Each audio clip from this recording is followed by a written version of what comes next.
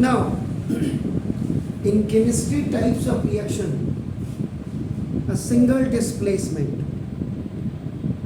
थोड़ा सा हट के आपका नाम, सिंगल डिस्प्लेसमेंट अगर आपको पढ़ना है, you have to read that, तो you should have to know about the reactivity series, आपको बहुत क्लियर होनी चाहिए।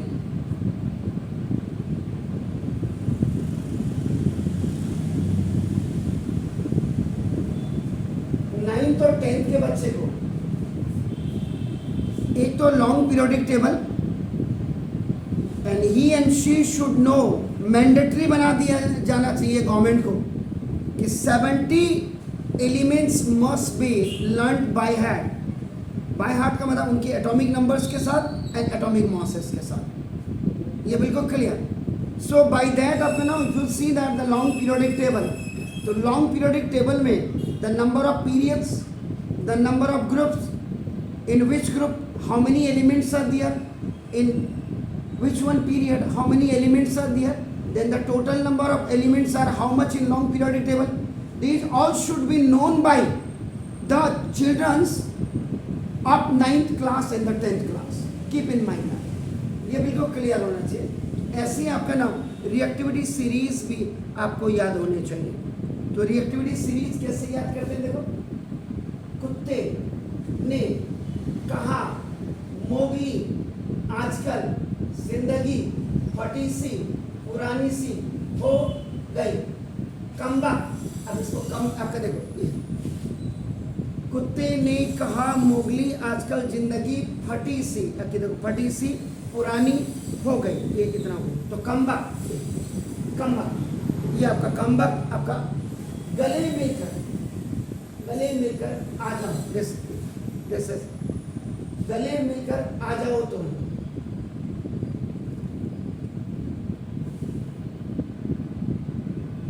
कुत्ते ने कहा मोगली आजकल जिंदगी फटी सी पुरानी सी हो गई।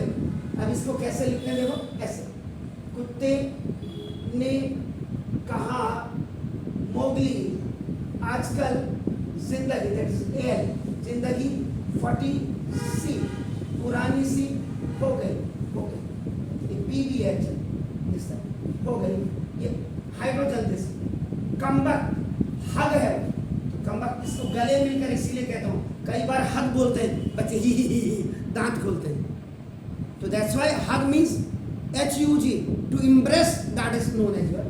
तो कम्बक गले मिलकर आ जाओ तुरंत, दिस इज द। अब यहाँ से आप ऐसे करेंगे, हाइड्रोजन से ऊपर जब आप जाएंगे रिएक्टिविटी सीरीज में, most reactive elements, most reactive matter,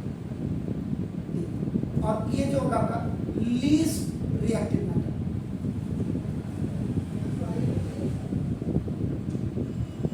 अब लोग कहाँ पढ़ाते हैं इसको, कहाँ नहीं पढ़ाते, मैं नहीं कह सकता हूँ, लेकिन मैं यहाँ इसको कहता कि बच्चे को इतना याद होना चाहिए। And when you will come from top to bottom, ऊपर से नीचे को आप आएंगे, तो ये जो आपका होगा क्या होगा, डिक्रीजिंग केमिकल रिएक्टिविटी।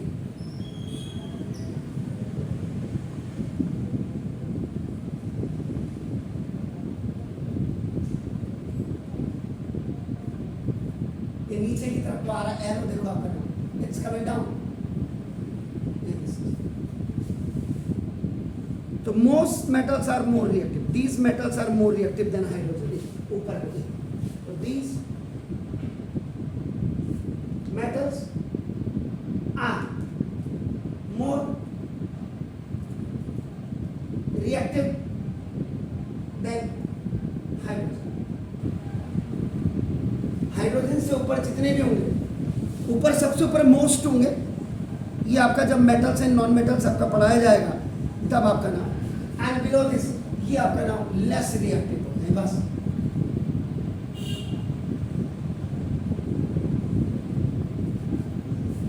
इतना लगभग बच्चे को ये याद होना चाहिए। इसमें 3 सीरीज का बेसिकली हम बहुत ज़्यादा यूज़ करते हैं, वो हम बात को बताएंगे कि मॉडरेट वगैरह कहाँ हम इसका यूज़ करते हैं, वो बनाओ। 12 अब आप आइए सिंगल डिस्प्लेसमेंट रिएक्शन में, आपका नाम देखो, एनसीईआरटी के हिसाब से तो खाली पास हो रहे हैं आप लोग मेरे हिसाब से, भले आप अच्छी डिवीज़न ला रहे हो, वाह वाह हो रही हो, जेई मेंस में बंटाधार है, एडवांस में बंटाधार है, नीट में बंटाधार है, फिर भी मेरा भारत महान हो रहा है, पेपर हमेशा लीक आउट हो जा रहे हैं। तो रिएक्टिविटी सीरीज को आप याद कर लीजिएगा। लॉन्ग पीरियोडिक टेबल में भी आपका नाम ये पूरा 70 एलिमेंट्स को याद कर लीजिए जो फर्स्ट वीडियो में आपको कहा था। अब आप आ जाइए सिंगल डिस्प्लेसमेंट रिएक्शन। तो now it is a type of chemical reaction where an element reacts with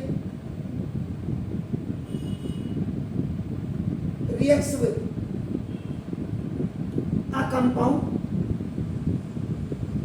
एक एलिमेंट कंपाउंड के साथ आपका रिएक्ट करता है and takes place now to another element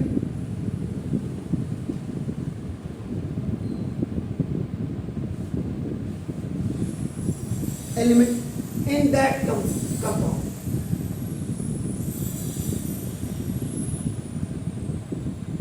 मतलब सिंपल, अगर आप इसका you will make a formula, आप इसका फॉर्मूला अगर आप मैथमेटिक्स के देखो तो ये मेटल है, एलिमेंट जिसको कह रहे हैं आपका नाम, this is the metal when it is reacting with their compound.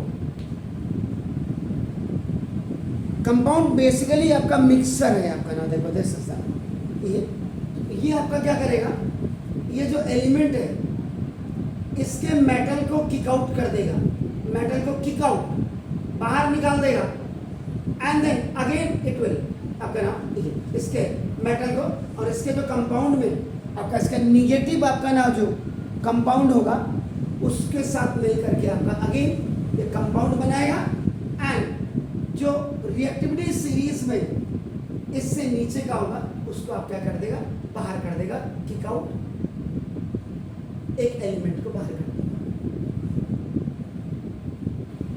which is less in reactivity series. ये हुआ, आप इसको ऐसे समझते हैं। अब आपका ना देखो, अगर मैं if I talk about the example आपका ना देखो कि व्हेन जिंक आपका नाम is reacting with copper sulphate, आपका कॉपर सल्फेट के साथ आपका रिएक्ट करता है, देखो आपका नाम so it form a new compound, या आपका सब्सटेंस भी यू कैन राइट या प्रोडक्ट भी आप लिख सकते हैं आपका नाम ये zinc sulphate and left copper, और कॉपर को आपका छोड़ देता है या बाहर निकाल देता है आपका ना देखो दस ये हो। अब यहाँ पे Zn आपका सॉलिड है एंड कॉपर सल्फेट आपका नाम देखो दस इट्स एक्वस सॉल्यूशन, इसमें आपका केमिकल रिएक्शंस टेक्स प्लेस। सो ये देखो ये आपका प्लस और ये आपका माइनस, ये आपका प्लस है जो नाम it will make a ZnSO4 जो आपने लिखा हुआ न्यू कंपाउंड आपका बना दिया, this zinc sulphate a new compound and it will kick out the copper metal आपका नाम, इट वाज आपका नाम दिस था ये copper sulphate.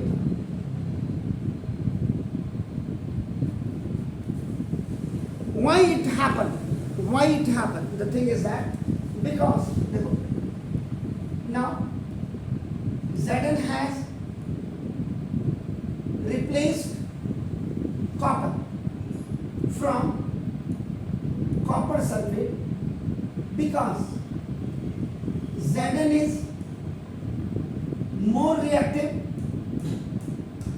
than copper in reactivity series. ये इसका this is the reason.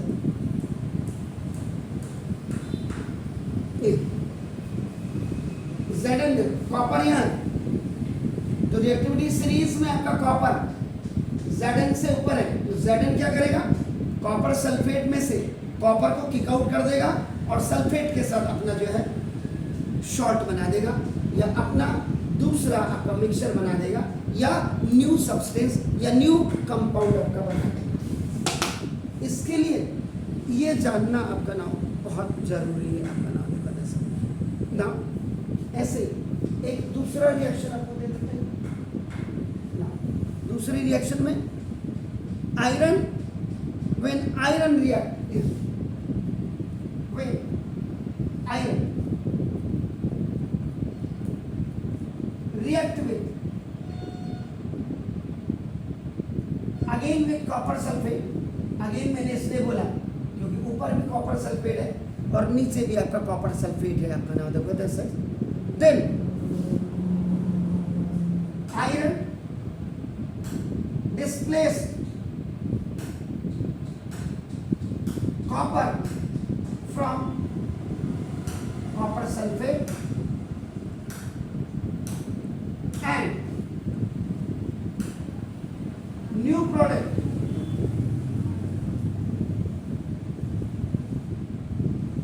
iron sulfate it makes.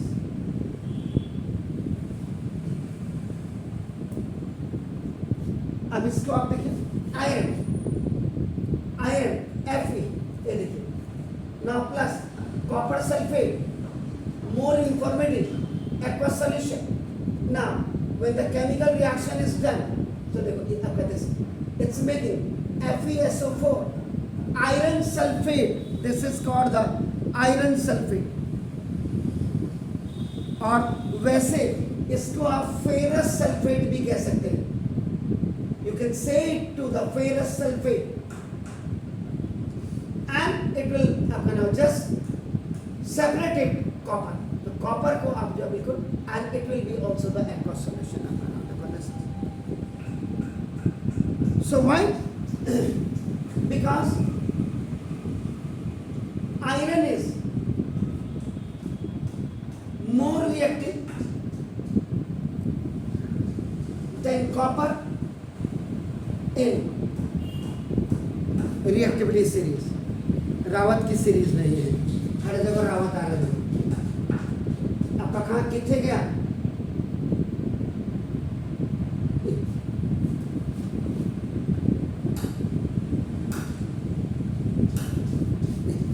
Zn से ऊपर है तो बड़ी मछली छोटी मछली को निगल जाती है या छोटी मछली बड़ी मछली को देख करके भाग जाती है.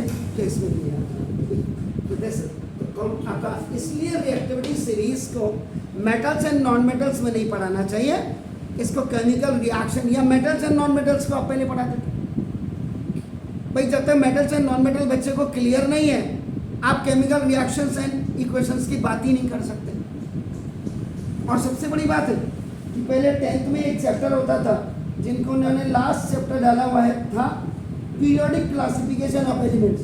ये वास्तव में ये आपका पहले होना चाहिए था जो इन्होंने हटाया. अब क्यों हटाया वो तो नेता जाने. इसमें ज्वाइंट सेक्रेटरी का इन्वॉल्व होना चाहिए था. आपका नाम डिप्टी सेक्रेटरी जो CBSE में बैठे हुए हैं या आपका हायर लेवल में. तो किसी को क्या मतलब बच्चा पढ़े नहीं पढ़े तो बाकी रिजल्ट आपके सामने दिख ही रहा है. तो ये आपका पहले आप सिंगल डिस्प्लेसमेंट कर लीजिएगा. फिर मैं आपका जाता हूँ डबल डिस्प्लेसमेंट.